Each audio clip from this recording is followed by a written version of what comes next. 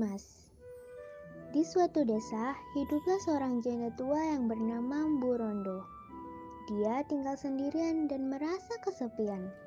Dia sangat mendambakan adanya seorang anak yang bisa menemaninya. Suatu sore, Barondo pergi ke hutan untuk mencari kayu. Di tengah jalan, Barondo bertemu dengan raksasa pemakan manusia. Ia gemetar ketakutan dan memohon raksasa untuk membiarkannya pergi. Baiklah, aku akan melepaskanmu kalau kau bisa memberiku seorang anak untuk disantap. Gelegar suara raksasa tersebut.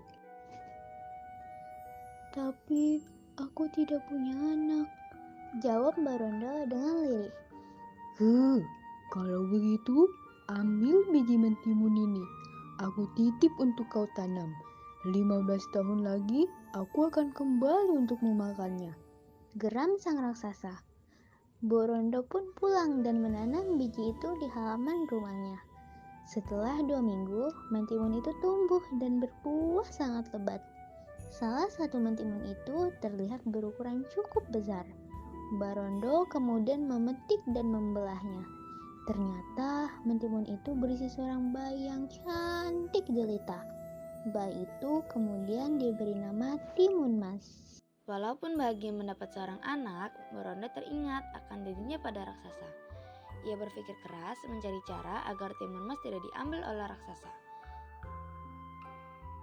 Setelah mendengar tentang adanya petapa sakti, ia segera menyuruh Timun Mas untuk pergi meminta pertolongan. Oleh sang petapa, Timun Mas diberi 4 buah bungkusan kecil untuk ditaburkan jika ia dikejar raksasa.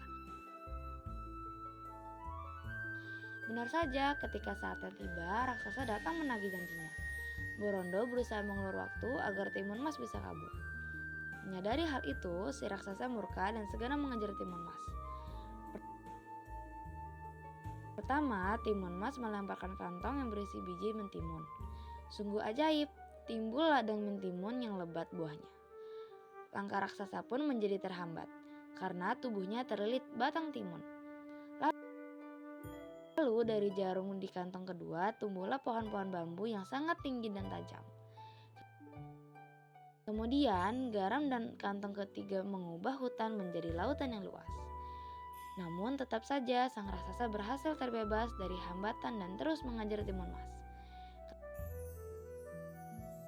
Ketakutan, Timun Mas pun melempar kantong terakhirnya yang berisi terasi. Dari situ terbentuklah lautan lumpur yang mendidih. Akhirnya sang raksasa tercebur di dalamnya dan mati. Timun Mas kembali ke rumah Bok Rondo dengan lega. Mereka pun hidup berbahagia.